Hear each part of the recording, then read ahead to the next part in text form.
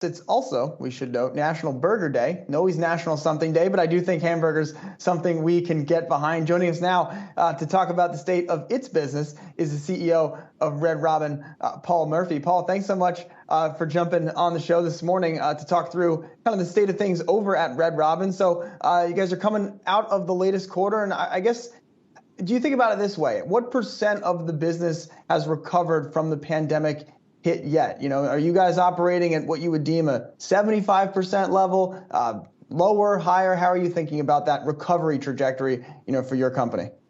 Well, first, thanks for having me on today.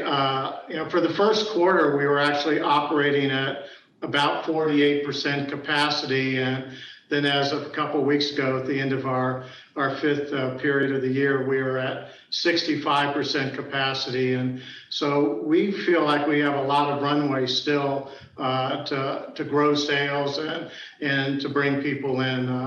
We have a very heavy presence on the West Coast, and they've been a bit more restrictive and a little slower to loosen up and increase the capacity. But we see that coming by mid to end of June, and so we're very bullish on the trajectory that we have ahead for ourselves.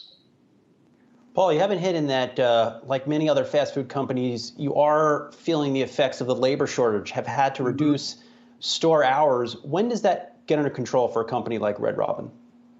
Well, we see it being under control and stabilized by early summer. We've taken a few steps to address the issue. We've, through technology, shortened our time for the hiring process and the onboarding process. We've modularized our training because a lot of applicants that we're seeing coming in have not been in the industry before. So we've enabled our training to be shortened in the sense that they learn one station at a time. And then we've also put in a wage progression program that when somebody's hired, very transparent as to their wage increases at 90 days, at 6 months, at 12 months, and at 18 months. And we're finding all those things combined are working well for RedRobin.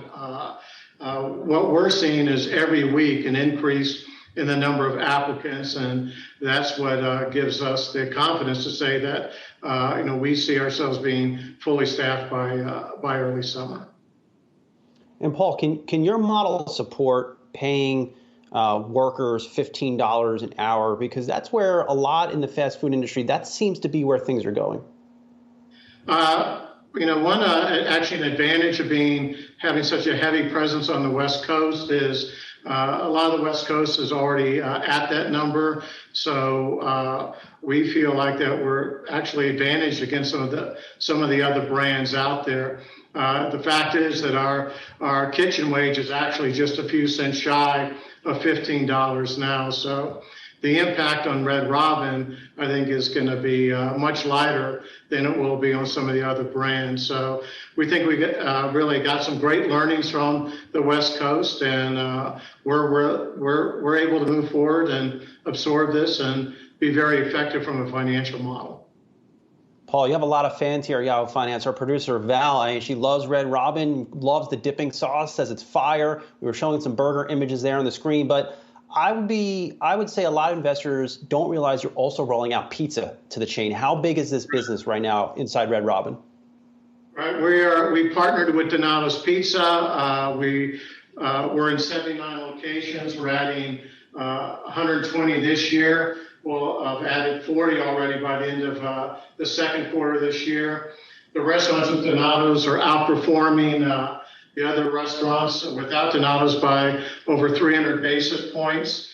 And we see by the end of 2023, when we'll be in 400 restaurants, it'll add over $600 million to our top line sales and $25 million to our profitability. So we're excited about it. Certainly has done well pre-pandemic in the dining rooms. And as you can imagine, it is a top seller in the off-premise world. So we think we're fortuitous with the timing of bringing that into the brand. All right, Paul Murphy, President, CEO at RedRobin. Paul, really appreciate the time this morning. Thanks so much for hopping on. Have a great Memorial Day weekend. I know we'll talk soon.